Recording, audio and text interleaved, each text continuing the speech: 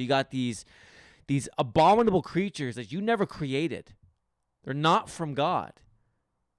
Ravaging your earth, ravaging your creation, infecting people. And then you also have these sons of God then also mixing with the animal kingdom, creating part human, part animal, part divine, part animal, mixing animal with animal.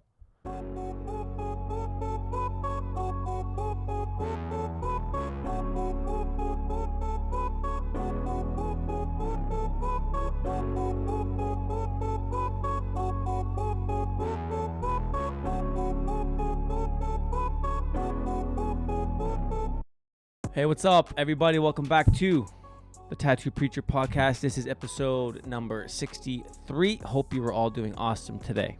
So in this episode, we're going to be looking at something that's controversial, something that seems very far-fetched, but something that has been going on for literally thousands of years.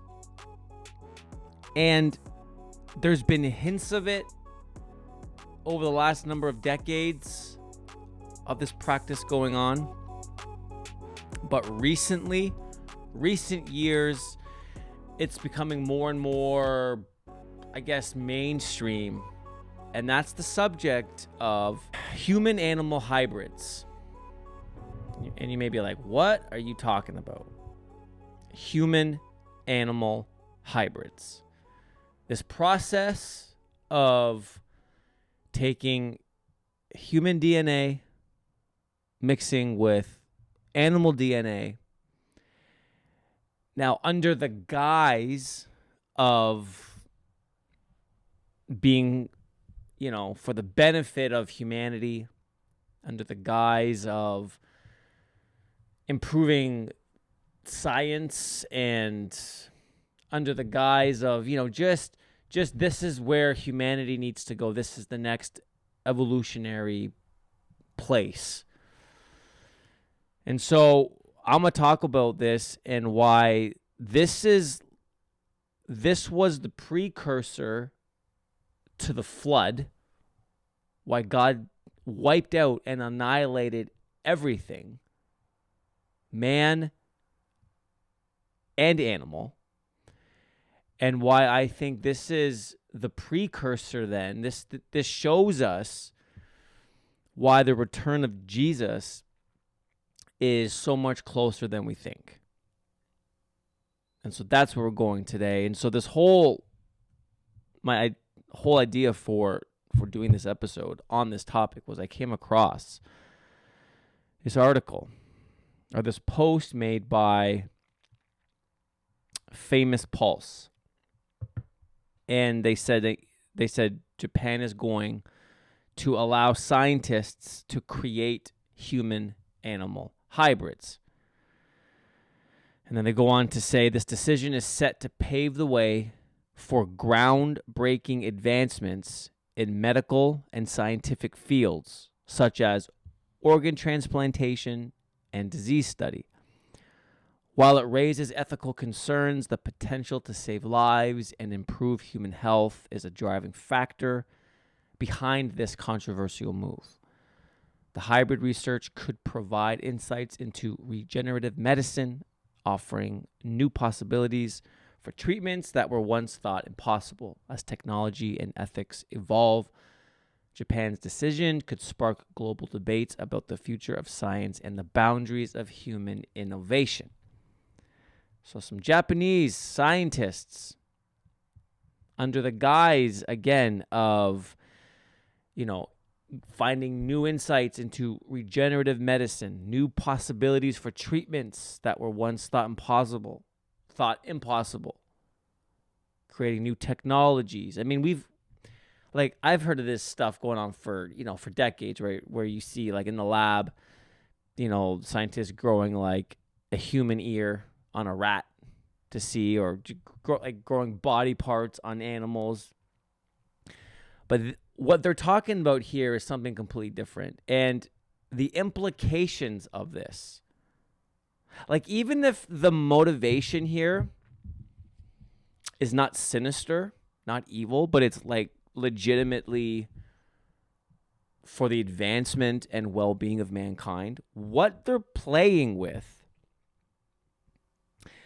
violates the created order that God has established. They're trying to play God. You're trying to mix species. You're trying to combine elements that God never intended to combine. And so just to set this up, I want to go back and I want to look at, we see this happening before the flood. See, when we think of the flood, and I'm going to read the account, it's not that people were just really bad. They're just sinning really bad.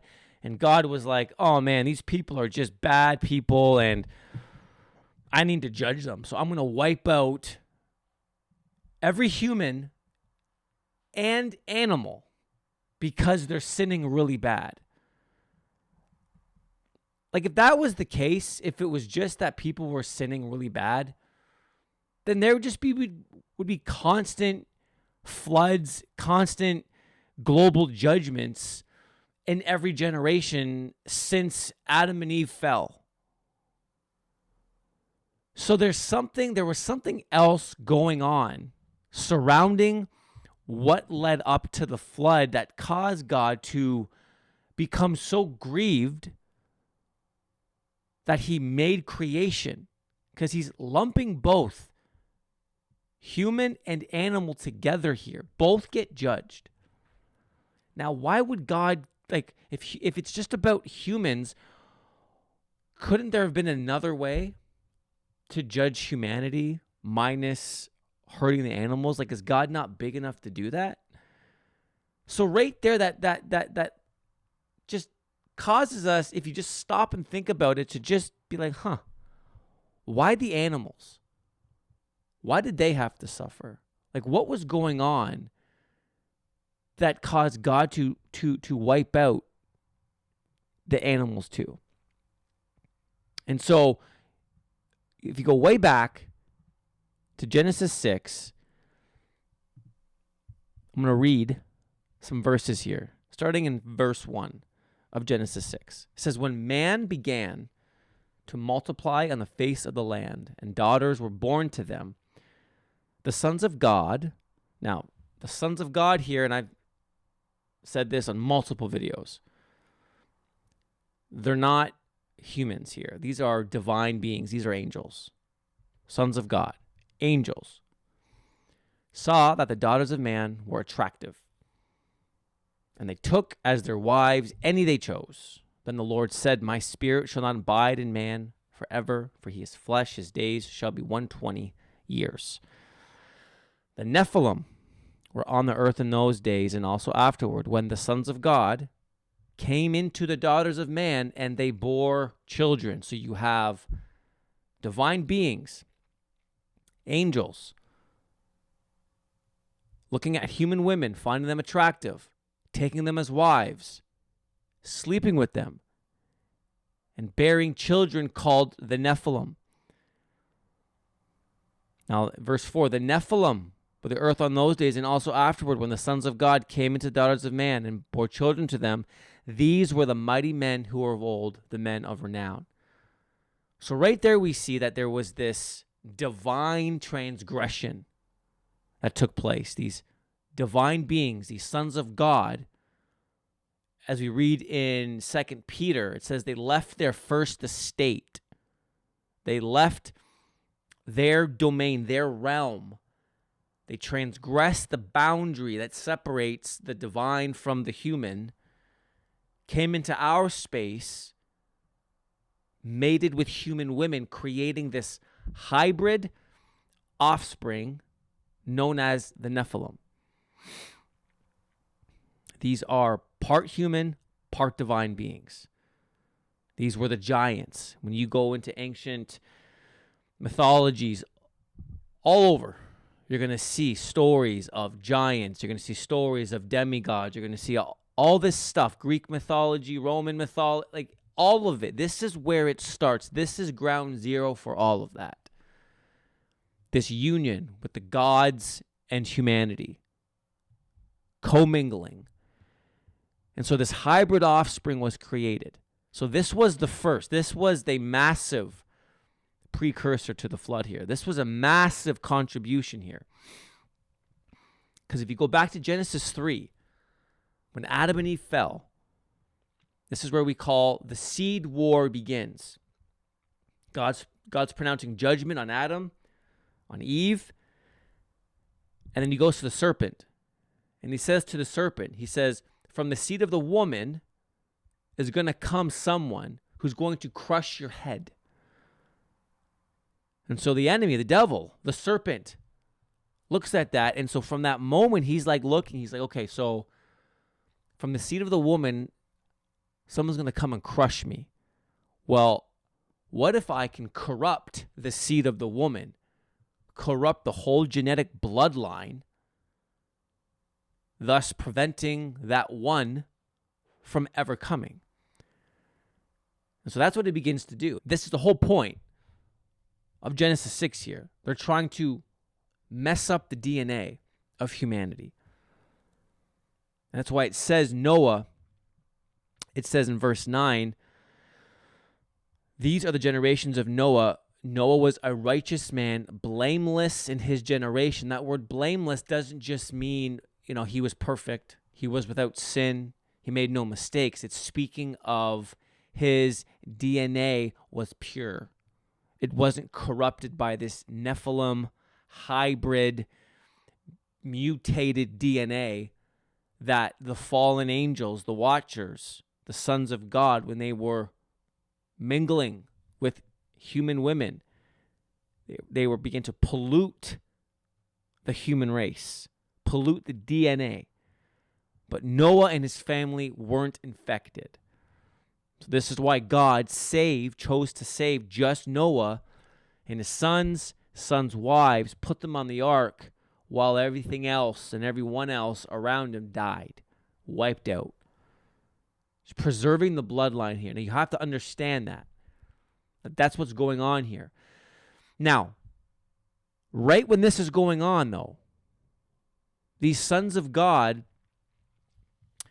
they weren't just messing with divine human DNA.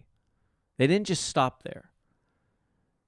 They started messing with the animal kingdom as well. Now, the book of Jasher, it's an extra biblical book. There was lots of documents and pieces of literature that were written that spoke of this time. Now, it wasn't in the Bible, so this is not canonical. This isn't, the infallible word of God, but there was lots of pieces of information written that can be used as commentary to what these events in the Bible were talking about, because the Bible is not exhaustive.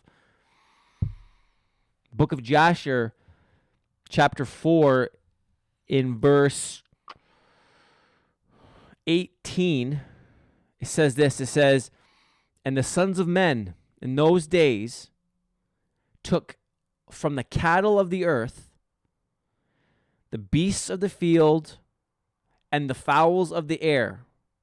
So cattle, beasts, and birds, and taught the mixture of animals of one species with another, in order therewith to provoke the Lord.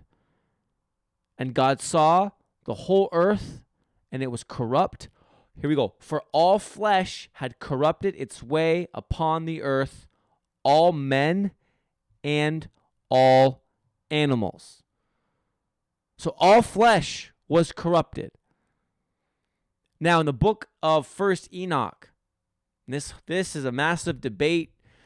Some people think it shouldn't be in the Bible. Some people think it should be in the Bible. And they've been going back and forth for literally hundreds of years over this book. The point is, Peter quotes it. Jude quotes it directly in their letters. So, is it canonical? No. But is it useful? I would say yes. And in 1 Enoch, we see that these watchers, there are these sons of God, that the ones that Genesis 6, when they came that mate with human women, that these same beings, these same divine beings, they began to teach humanity things. A whole bunch of stuff. Sorcery, witchcraft, the cutting of roots, metallurgy. They began to teach humanity how to do stuff that we were never intended to know. And we can see in Jasher, it says they were taught the mixture of animals. So these sons of God, when they came, messing with the DNA, they began to teach humanity how to do that.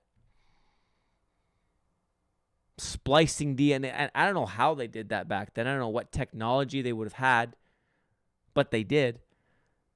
And this is where when you get into ancient folklore and you look at the minotaurs, the centaurs, the satyrs, these mythological creatures, part bull, part human, part horse, all that kind of stuff. Man, I think that those creatures actually existed, and this is where they came from. So just imagine if you're God for a moment. You create humanity. You put them in the garden and telling them, guys, got one rule, don't eat from this tree. But you can have everything else, be fruitful, multiply, fill the earth. You have dominion over this earth, over this realm. What does humanity do? Well, they go and they eat the fruit. They break the one rule that God said don't do. So then sin enters the world. And then you have the seed war begins. God pronounces judgment on the serpent, and the serpent goes to work behind the scenes, thinking, how can he corrupt the DNA? How can he prevent this Messiah, Jesus? This is the first prophetic picture of Jesus, Genesis 3:15. How can he prevent that one from coming to crush his head? And so he begins to go to work. And then it leads up to Genesis 6. Now, can you imagine if you're God at this moment and you look at the earth and you have your divine family, sons of God that you created, that were with you in heaven, some around your throne. I mean, who knows? There's different hierarchies of angels and different functions, different titles, different responsibilities, but they knew God. They rebel against him. And they come to earth, they transgress the bounds between their realm and our realm. They start mixing their seed with humans. They start creating these Nephilim creatures, these part human, part divine beings that begin to ravage the earth, ravage people. I mean, when you start going down this road, these giants, man, there was not enough food on the earth to satisfy them. So then they started becoming cannibals, started eating the humans. I mean, it was nuts. So imagine you're looking at this world. You got these abominable creatures that you never created. They're not from God. Ravaging your earth, ravaging your creation, infecting people. And then you also have these sons of God then also mixing with the animal kingdom, creating part human, part animal, part divine, part animal, mixing animal with animal.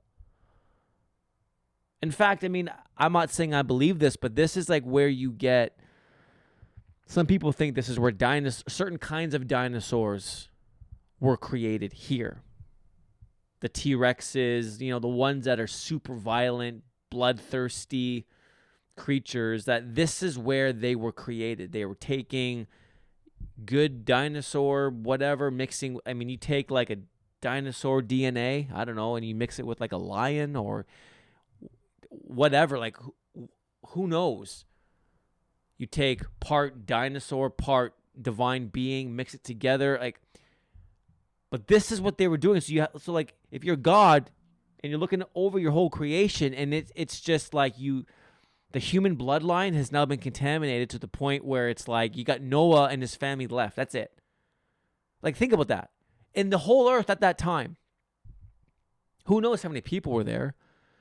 But the bloodline on the whole earth was corrupt. The fact that it was Noah and his sons were like pure is like astounding. Shows the providence of God, shows the hand of God protecting. Because if they get corrupt, it's over. But then you also have your animal kingdom become corrupt. Creatures being created that were never intended to be created. And in Genesis 6, it says in verse 5, so this is like, it says, the Lord saw that the wickedness of man was great in the earth, and that every intention of the thoughts of his heart was only evil continually. So again, this is not just saying that people were just really wicked and their heart was only evil continually. There's a reason how humanity got to that place. And that's what was going on with the Watchers, creating this hybrid offspring, the manipulation of the animal kingdom. I mean, the world was just filled with violence and evil, and it would have been something out of a movie. Something out of a movie. Some apocalyptic fiction movie, yet it was real life. This was the world. And so is it any wonder why God's like, I am grieved that I made this. It's enough. I'm done. I got to start over. If I don't start over, then everything is ruined. Is it any wonder why God had to wipe out everything? Everything was corrupted. All flesh became corrupt. All flesh became contaminated. There was just massive violations of the created order. It was just pure and utter hell on earth with things that God never intended. And so God's like, all right, I'm done. So this is what led up to the flood. This is why the flood happened. Yes, humanity was evil and wicked and sinful, but there's a reason how they got to that place, to that level. And it was this mixturing, this corruption, this violation of the created order, this partnering with that. Like, humans were held responsible. They were partnering with this agenda. So yes, you had these Nephilim giants, man, these men of renown, heroes of old going around creating these civilizations and blah, blah, blah, blah, blah. But you had humanity like worshiping them, following suit with them, like partnering with them. So it's like they're responsible as well. And so the flood happens. Now, Jesus said this in Luke. He says, as it was in the days of Noah, so shall it be at the coming of the Son of Man. As it was in the days of Noah, so shall it be at the coming of the Son of Man. One of the most powerful verses in the New Testament, in my opinion. Because what was the days of Noah? We just talked about it. That's the kind of corruption that's what marked the days of Noah. You had wickedness, you had evil, but you had this transgressing of the created order. This violation between that realm and this realm, between the animal kingdom and humanity. Jesus said, as it was in the days of Noah, so shall it be at the coming of the Son of Man. This is where we get into this article from famous Pulse with these Japanese scientists I mean, I don't think that this is just they're the first scientists to attempt this. I think behind the scenes, man, like I've listened to some pretty crazy podcasts that talk about these secret bases that are all over the world. These black sites where this kind of stuff has been happening for who knows how long. And again, people think that's conspiracy theory, and you're free to think what you want. But this is something that became public here, where they are now seeking to create human-animal hybrids under the guise, again, of regenerative medicine and trying to just advancing where we are, what we know, for the purposes of helping humanity. It doesn't matter the motivation to this. Them doing this, you're violating the created, and again, not even talking about the conspiracy stuff, not even talking about the stuff that's behind the scenes. Again, these crazy black sites where these labs where this is happening, this commingling, animal human, like this stuff is happening, but this kind of mixture, like playing in this realm, violates God's created order. It violates it. It violates it. Doesn't matter what your motivation is, doesn't matter what your intention is. You could be the most naive scientist in history, and I just want to improve. I just want to explore, and I'm curious, and can we do stuff between animals and humans? Is there a way to This is why the return of Jesus is sooner than we think. Because we're beginning to play God. When you start messing with DNA, you start splicing it, start putting things together. Once you open up that, it's Pandora's box. It's Pandora's box. Once you go down this road, there's no going back. Just like we saw in the pre-flood world. They opened that door. What's the result? The entire earth became corrupt and was only evil continually. That's the result. There was no benefit to society, benefit to humanity. And back in Enoch, where it talks about how they were teaching humanity how to make swords and weapons and shields, and teaching them secret knowledge on the mixing of roots and casting spells and just different scientific methods of astrology and all this stuff. I'm sure that they were selling then to humanity, selling this idea. This is how God wants to rob from you. God wants to keep things from you. We want to teach you and show you there's so much more to know, so much more to experience, so much more you can do here. Like, look at this. What was the result of that knowledge? What was the result of that teaching? Worldwide destruction. And I guarantee it's the same spirit behind it right now. In these labs all over the earth, wherever they are, whatever they're doing, this stuff. It's the same demonic spirit behind it. The same lie.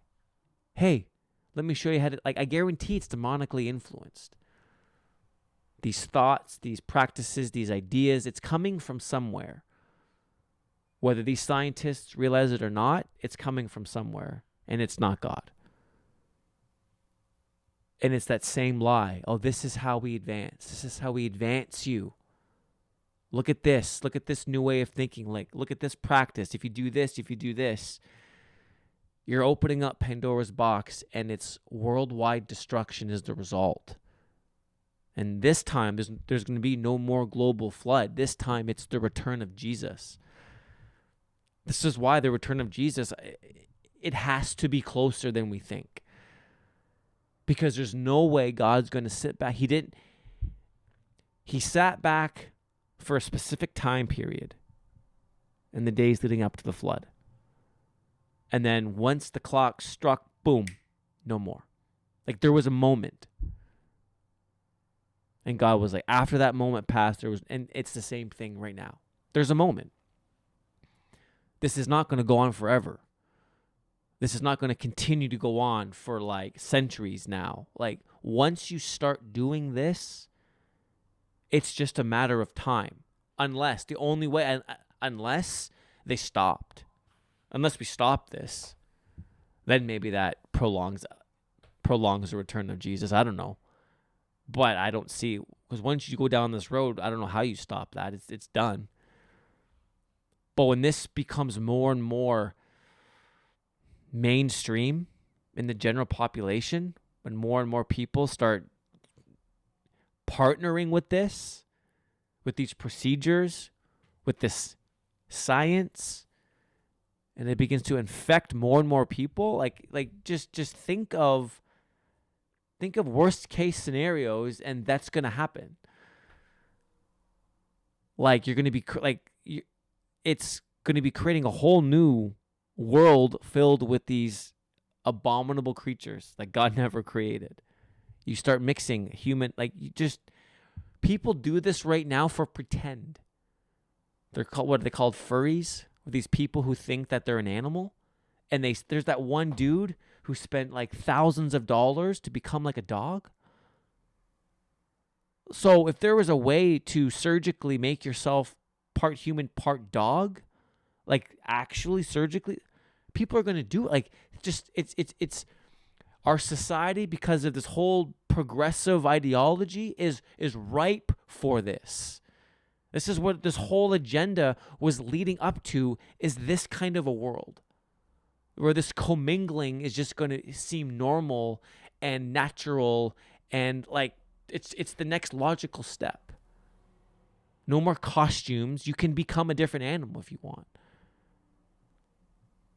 And it's just like, man, like the return of Jesus is coming a lot sooner than we think. And so I saw this, and so I just, we need to stop and just pause and like really take stock of where you're at. Like, are you right with God? Because like this isn't clickbait, this isn't doom and gloom, like this is legit. Jesus is coming soon. And so you've been playing with God, playing with your faith. Now's the time to get serious and get right. Because it's a slippery slope where we are right now.